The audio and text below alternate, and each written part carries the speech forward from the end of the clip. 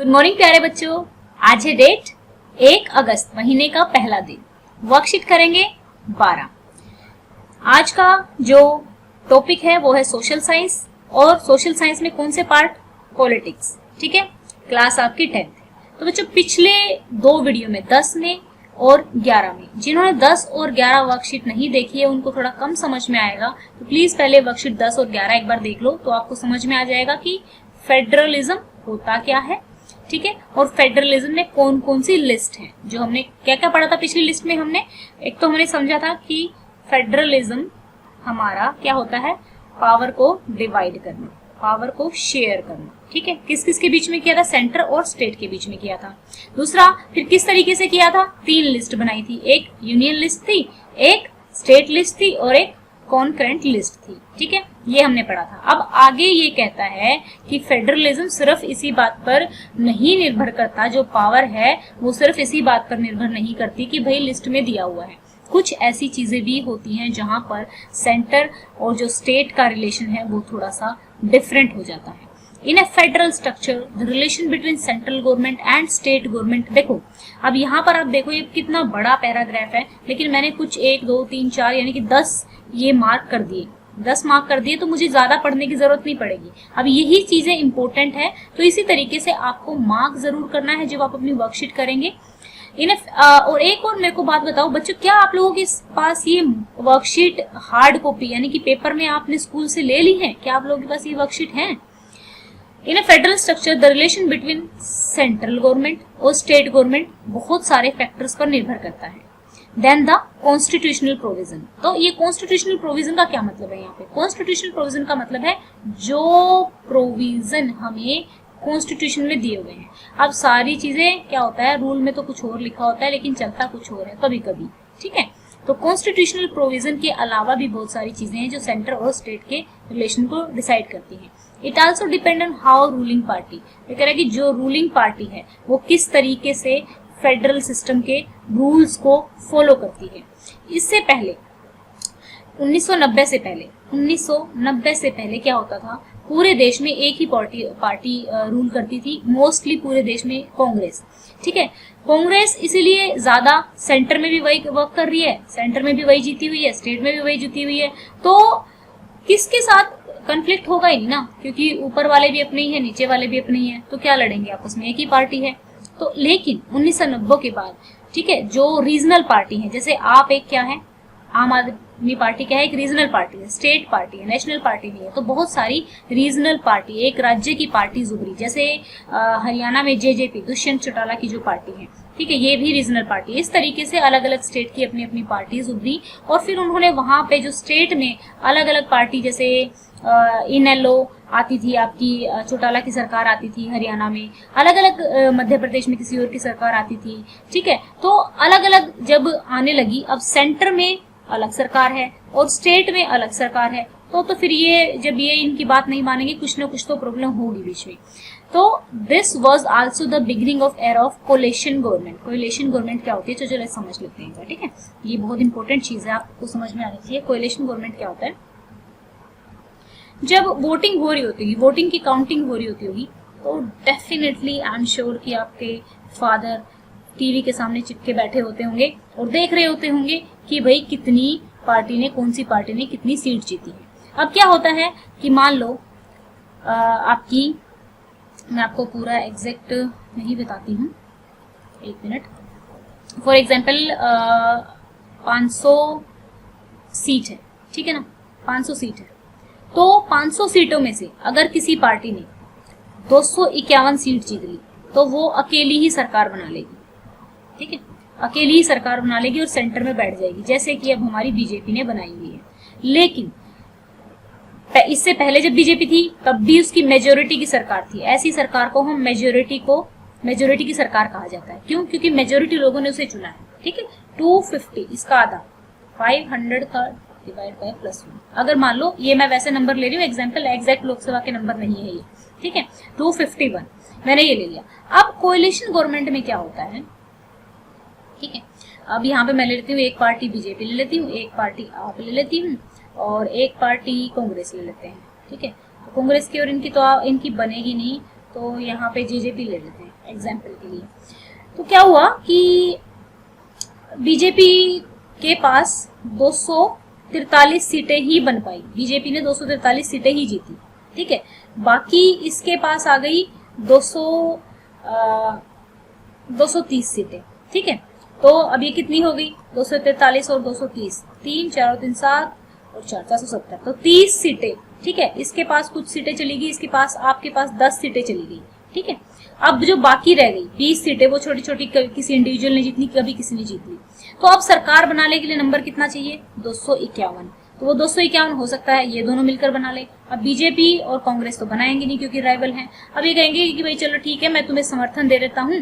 तो ऐसी सरकार को कहा जाता है मिली जुली सरकार। जब 2 पार्टियों की या 3 पार्टियों की सरकार मिलकर सरकार बनाती है तो उसको कोएलिशन गवर्नमेंट कहा जाता है, कोएलिशन गवर्नमेंट कहा जाता है। अब एक बात बताओ, जैसे मान लो बीजेपी है, अब अकेली ही पार्टी सरकार में है, तो अकेली पार्टी तो अपनी कैसे भी मनमर्जी कर सकती है, किसी को मनाने की जरूरत नहीं है। लेकिन मान लो जब हमारी कोएलिशन की गवर्नमेंट होगी, ठीक है, बीजेपी है, आप है और 1-2 पार्टी और साथ में मिलकर गवर्नमेंट बनाई हुई है फॉर एग्जांपल, तो क्या होगा कि अगर बीजेपी कोई डिसीजन लेना चाहेगी तो ये कह देगी भाई मैं अपना समर्थन हटा रहा हूँ, ये तो डिसीजन आपका गलत है। तो इस तरीके से क्या हो जाएगा कि डिसीजन थोड़ा सा ठीक लिया जाएगा, डिस्कशन के बाद लिया जाएगा। एक तरह से बहुत ही ज्यादा गलत डिसीजन नहीं लिए जाएंगे, ऐसा पहले हुआ करता था। लेकिन आज के टाइम में जो गवर्नमेंट है वो काफी ट्रांसपेरेंट है, काफी अच्छा है। तो देखिए, आपको कोएलिशन गवर्नमेंट का मतलब समझ में आ गया। This lead a new culture of power sharing, इसने क्या किया, पावर शेयर करने का नया कल्चर चलाया, और जिससे ऑटोनॉमी ऑफ स्टेट, यानी कि जो उनको स्टेट्स को अपने अपने डिसीजन, अपना काम करने का और ज्यादा पावर दी गई। अब यहाँ पे when power is taken away from central and state government, जब पावर, अब हुआ क्या कि 1992 में, अभी तो क्या था हमारे पास 2 ही लेवल पे गवर्नमेंट थी, अभी तो 2 ही लेवल पे, सेंट्रल पे और स्टेट गवर्नमेंट पे। अभी क्या कर दिया, नीचे पंचायत राज और लेके आए, पंचायत राज 1992 में, ठीक है। तो लोकल गवर्नमेंट हो गई, लोकल सेल्फ गवर्नमेंट। तो ये जैसे गांव में क्या होता है कि गांव में सरपंच होता है, तो ये अब ये वाली सरकार कहाँ देखने जाएगी गांव में क्या हो रहा है, गांव की क्या नीड है, तो इसलिए गांव के सरपंच बनने लग गए, फिर थोड़ा सा डिस्ट्रिक्ट लेवल पे भी सरकार बनने लगी। तो इस तरीके से लोकल की जो नीड्स हैं वो डिसेंट्रलाइजेशन बोलते हैं। यानी कि पहले तो क्या हुआ, एक ही जगह अगर क्या होगी, एक ही जगह पूरी की पूरी पावर है, सेंटर में ही पावर है, तो ये तो हो गया सेंट्रलाइजेशन कि भाई किसी के पास नहीं है पहले। फिर डिसेंट्रलाइजेशन का मतलब पहले स्टेट, इसने पावर किससे साथ शेयर की, स्टेट के साथ भी शेयर की, और फिर फर्दर जो लोकल गवर्नमेंट है उनके साथ भी शेयर की। तो इसको कहा जाता है डिसेंट्रलाइजेशन। समझ में आ गया। अब इन्होंने ये कहा कि best settle at local level. तो अब आपसे पूछा जाएगा कि भाई नया लेवल बनाने की क्या जरूरत थी डिसेंट्रलाइजेशन करने की, क्योंकि जो लोकल लेवल की नीड्स हैं, गांव की नीड्स हैं, वो गांव में ही ज्यादा बेहतर तरीके से सुलझाई जा सकती हैं, उन्हीं के लोग वहां पर उसको सुलझा सकते हैं। तो इसीलिए डिसेंट्रलाइजेशन कब किया गया। और अब जो आपका क्विज है, क्विज में 1992, ठीक है, मैं आपसे क्वेश्चन पूछ सकती हूँ। पंचायत कहाँ पे, विलेजेस में है, म्युनिसिपैलिटीज में है, अर्बन एरियाज में है, जो आपकी सिटीज हैं उनमें भी है। तो बच्चों देखो, अब हम करेंगे क्वेश्चन। अब देखो बच्चों, एसएसटी ना एक ऐसा सब्जेक्ट है, अगर उसका हिस्ट्री वाला पोर्शन छोड़ दें, हिस्ट्री में भी सिर्फ डेट्स ऐसी हैं जो याद करनी पड़ती हैं, सिर्फ डेट याद करनी पड़ती है। अदरवाइज एसएसटी पूरा एक ऐसा सब्जेक्ट है जिसको समझा जा सकता है, जिसमें बेचारे में फॉर्मूला भी नहीं होता। मैथ में कम से कम फॉर्मूला तो होता है, ठीक है। अगर हम एसएसटी को समझने लग जाए ना, तो आपके लिए सब्जेक्ट बिल्कुल भी मुश्किल नहीं होगा। तो यहाँ पे देखिए, how does factor other than constitutional provision affect federal system of a government, give some example. यहाँ पर आपको कुछ एग्जाम्पल देना है कि जो फैक्टर हैं कॉन्स्टिट्यूशनल प्रोविजन के अलावा किस तरीके से अफेक्ट कर सकते हैं। तो चलिए क्वेश्चन करते हैं। ये हमारे क्वेश्चन है। पहला क्वेश्चन है, various factor decide the relation between state and centre, which party is in power, is centre government. यहाँ पे गवर्नमेंट आपको पूरा लिखना है, ध्यान रखना, ये गवर्नमेंट आपको पूरा लिखना है, मेरी कॉपी नहीं करनी है, क्योंकि आप छोटे बच्चे हो और आपके अगर गवर्नमेंट जीओबीटी शॉर्ट फॉर्म लिखोगे तो नंबर कट जाएंगे। Is centre is a coalition government, समझ में आ गया, कोएलिशन गवर्नमेंट और मेजोरिटी गवर्नमेंट, ठीक है, इस चीज पे डिपेंड करता है। अगर कोएलिशन गवर्नमेंट होगी तो जो स्टेट में जो अलग अलग पार्टीज बनी हुई हैं, ठीक है, अलग अलग पार्टीज पावर में है, तो वो भी अपना हिस्सा प्ले करेंगे, अपना रोल प्ले करेंगे। अगर पूरी ही मेजोरिटी गवर्नमेंट है तो वो अपने जो रूल है अपनी मनमर्जी से चला लेगी। अब ये भी बात करता है कि रूलिंग पार्टी, ठीक है, यहाँ पे एक और पॉइंट लिख लेना, how does ruling party follow rules of federal structure, ठीक है, या कॉन्स्टिट्यूशनल प्रोविजन को कैसे फॉलो करती है. And the most important, how well the centre and state government follow the rules of federal system. तो मेनली इस पॉइंट की जगह आप चाहो तो ये 4th वाला पॉइंट रख सकते हो, ठीक है. अब चलते हैं नेक्स्ट पे. अब उन्होंने कहा कि जब कोएलिशन 1990 के बाद जब कोएलिशन गवर्नमेंट आई, कोएलिशन गवर्नमेंट बनना स्टार्ट हुई, मिलीजुली सरकार आना स्टार्ट हुई, तो क्या हुआ, थोड़ी सी ऑटोनॉमी बढ़ गई सरकारों की. ऑटोनॉमी मतलब कि उनको अपने डिसीजन लेने का थोड़ा सा अधिकार दे दिया गया, ठीक है ना. अब मैं आपको कह दूं कि भाई जैसे मैं टीचर हूँ, ठीक है, क्लास में, और मैं आपको कुछ अधिकार दे देती हूँ कि भाई आप होमवर्क करो ना करो लेकिन याद करो जरूर, ठीक है, याद करो और समझो चीजों को. अगर मैं क्वेश्चन पूछूं तो उनके जवाब दो. तो मैं क्या कर रही हूँ, आपको थोड़ी सी और शक्ति दे रही हूँ, एक चीज में रियायत दे रही हूँ. तो इसी तरीके से ऑटोनॉमी देने का मतलब है कि थोड़ा सा और शक्तियां दे देना. When coalition government is in power, one party can't make decision और लॉ आर्बिट्रेरीली. ये मैंने आपका जब हमने पिछली वो की थी तब भी हमने किया था, ये वर्ड मैंने आपको कहा था, इसका मतलब होता है मनमर्जी से. अगर कोएलिशन गवर्नमेंट होगी तो मनमर्जी से एक सरकार अपना डिसीजन नहीं करवा पाएगी. In a coalition government run with cooperation of other parties. That's why respect of autonomy of a government increase. तो इसलिए जो respect है autonomy है वो increase हो गई है. हम when decision will be taken after proper discussion, ये proper है, ठीक है, जब डिस्कशन proper डिस्कशन के बाद लिए जाएंगे by all representative of people, जो भी लोगों ने अपने रिप्रेजेंटेटिव चुने हैं, then it will increase transparency in a government. ये गवर्नमेंट में ट्रांसपेरेंसी बढ़ाएगा and make government accountable to people, ठीक है, पीपल के प्रति जवाबदेही बढ़ेगी. तो अब चलते हैं नेक्स्ट क्वेश्चन पे. नेक्स्ट क्वेश्चन क्या है आपका, नेक्स्ट क्वेश्चन यहीं से कर लीजिए. ये है, इन्होंने पूछा है कि एक ऐसी कोएलिशन गवर्नमेंट का एग्जांपल दीजिए जिसमें which rule in a state at present, which political party are member of coalition government. सभी बच्चे अपने पापा से या फिर मम्मी से पूछेंगे कि बीजेपी और जेजेपी का भी रिसेंटली जब इलेक्शन हुआ था तो हुआ क्या था कि बीजेपी मेजोरिटी में नहीं थी, जेजेपी के पास भी कुछ 10 के करीब सीटें थी और कांग्रेस के पास भी कुछ 23 या 24 के करीब सीटें थी. तो या तो ये दोनों मिलकर सरकार बना सकते थे या ये दोनों मिलकर सरकार बना सकते थे, ठीक है. तो कांग्रेस ने भी जेजेपी को अप्रोच किया, तो लेकिन अगर यहाँ पे दुष्यंत चौटाला कांग्रेस के साथ मिल जाते तो यहाँ पे जो हुड्डा है, ठीक है, भूपेंद्र हुड्डा है, वो क्या है, एंटी हो जाते हैं इनके. तो इन्होंने इनके साथ नहीं किया, इन्होंने बीजेपी के साथ कर लिया था गठबंधन की सरकार भी बोलते हैं कोएलिशन गवर्नमेंट को, ठीक है. ये चीज आप अपने मम्मी पापा से समझ सकते हो, बहुत अच्छे से वो आपको समझा देंगे. वैसे मैंने कोशिश की है समझाने की, आप लोगों को समझ में आ गया होगा. तो ये एग्जाम्पल है आपका. Why is it important to decentralise the power.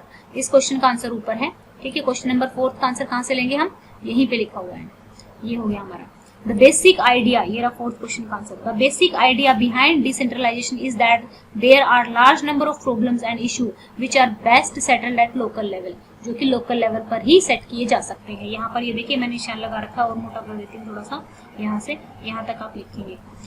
और एग्जैक्ट मैं अगेन फिर से कहती हूँ कि प्लीज एग्जैक्ट कॉपी मत किया करो आंसर्स की, उससे आपकी प्रैक्टिस कम होगी. कोशिश किया करो अपने शब्दों में आंसर देने की, और जब आप अपने शब्दों में आंसर दे लो फिर जो मैंने आंसर कराया है उनको आप मिला के देखो और फिर आपको अच्छे से समझ में आएगा. आई होप आपको वीडियो अच्छा लगा होगा. और रक्षाबंधन भी आने वाला है, मैं चाहती हूँ आप लोग कुछ क्रिएटिव करो, कुछ अच्छी चीजें बनाओ, कुछ इन्वेंट करो, ठीक है ना. तो क्रिएटिविटी होनी चाहिए. और फेस्टिवल के टाइम पे जो अभी कोविड-19 में जो एक नेगेटिव सी वाइब्रेशन हो रखी है ना सब जगह, तो अगर हम ज्यादा खुश रहेंगे तो पूरे हमारा जो एनवायरनमेंट होता है उसमें पॉजिटिव वाइब्रेशंस आती हैं और सब लोग खुश होते हैं, ठीक है बच्चों. तो आप लोगों को इस वीडियो को शेयर करना है, मेनली शेयर जरूर करना है ताकि ये और लोगों तक पहुंच सके जिनको ट्यूशंस नहीं मिल पाते हैं महंगे, या फिर अच्छे स्कूल्स में वो लोग दाखिला नहीं ले पाते हैं किसी भी रीजन की वजह से, या स्कूल में नहीं जा पाते हैं क्योंकि उनको अपने मम्मी पापा के साथ काम करना होता है, छोटे भाई बहन को संभालना होता है, whatever the reason is. तो इसको शेयर करो. और आप लाइक तो करते ही हो, लाइक भी करते हो, शेयर भी करते हो. और थैंक यू, हम लोग 16,000 हो गए हैं आज, ठीक है. 16,000 से ऊपर हम चल रहे हैं. तो हम जो बच्चे 1,000 डेली जुड़ते हैं उनको मैं कहूंगी कि प्लीज जो वर्कशीट पीछे वाली है उनको भी जरूर देख लें ताकि आपको आने वाले अगले टॉपिक अच्छे से समझ में आ सके. Thank you and have a nice day.